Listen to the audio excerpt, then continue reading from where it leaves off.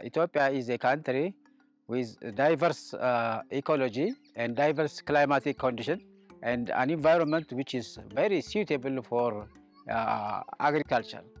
However, these agricultural activities in Ethiopia is facing a challenge.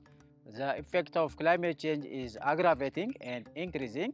So we want to tackle this effect with agroecological approach and help the small-scale farmers, especially in dryland part of Ethiopia, to adapt the changing environmental condition by growing a diversified crop in their small land and also to make their farm resilient for the challenging climate change effect.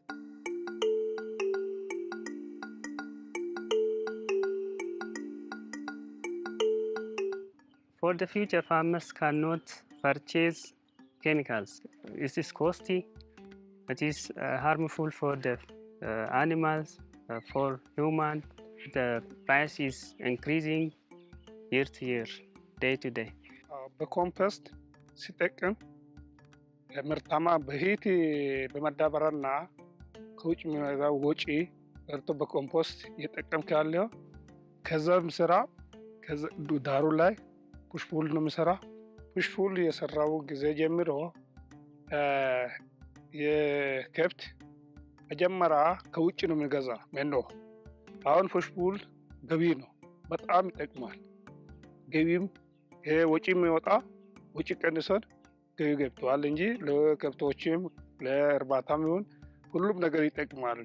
ከውጭ የሚገዛ ነገር ፑሽፑል ነው የሚጠቅመው። ፑሽፑል ሲገዛ ከውጭ የሚገዛ ቀርቶ አሁን ከዛ ከጓሮ ለከብቶች ልጅ አሁን ይጠቅማል ማለት ነው። በጋ ጊዜ በአጥር ነው የምሰራው። አጥረን ከዛ ከብቶች ምናምን ሳይገባ ከዛም ይጠቅማል። ጥቅሙ ገቢ ነው እንጂ ጥቅም ነው እንጂ ወጪ አያወጣም። ለሳርን ለከብቶች ነው የሚጠቅመው። እና እንዲህ እየጨመርኩ የበተንኩትን የጭፍልቅ እንትን የተበታተነውን በፍሬው ላይ እየጨመርኩ በቦይ ነው የምሰራበት። መጀመሪያ በኬሚካል ስራ ነበር፣ እሱን ትቼ አሁን በኮምፖስት እየሰራ ነው። እና ያው በኮምፖስት ያገኘሁት ብዙ ነገሮች አሉ። ገቢ አለኝ።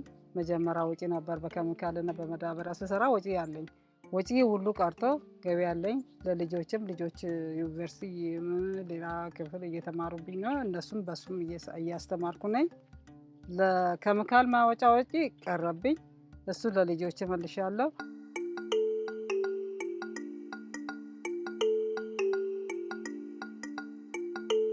Women empowerment is a crucial integral part of agroecological practice. It is helping them to increase their leadership capacity, and also it is helping them to cope up with the effect of climate change. ያ እንግዲህ የተፈጥሮ ግብርናውን ያው መስክ ግብይት ያያለው ለመጀመሪያ ከዛ ይዤ መጣሁትን በራሴ መጀመር ነው ጀመርኩት።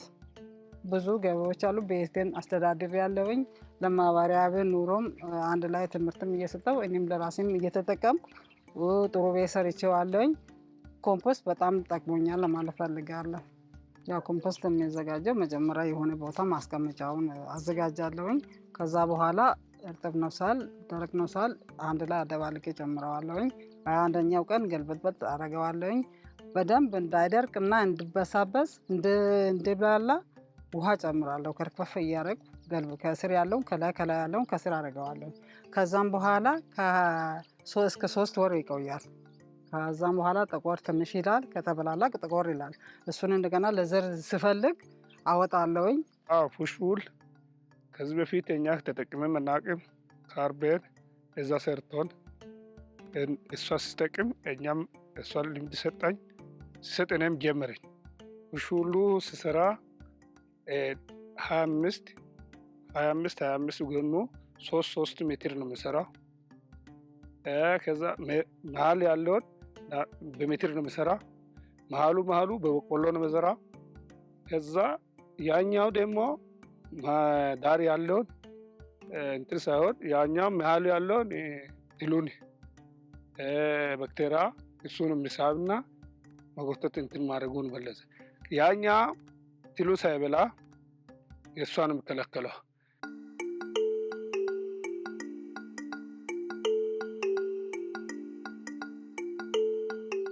ምንድነው ከዛ ይዤ የመጣሁት አንደኛ የግብርና ስራ፣ ከዛ አልፎ ተርፎ በግብርና ጋር አንድ ላይ የተያያዙትን ከብቶችን፣ ዶሮችን አንድ ላይ ደልቦ መስራት ከዛ ይዤ ነው የመጣሁት።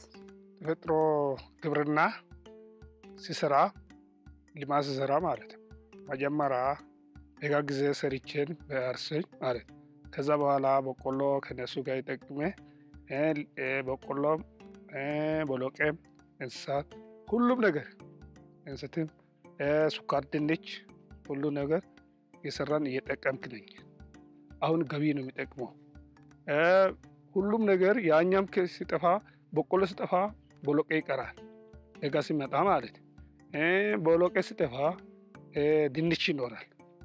የተለያዩ ነገሮችን የምሰራ ብዙ እርሻ ማሳ ውስጥ ማለት ይሄ ጥቅም ነው እንጂ ወጪ የለም፣ ገቢ ነው። በኮምፖስት ነው የሚጠቅመው። This integrated farm improve the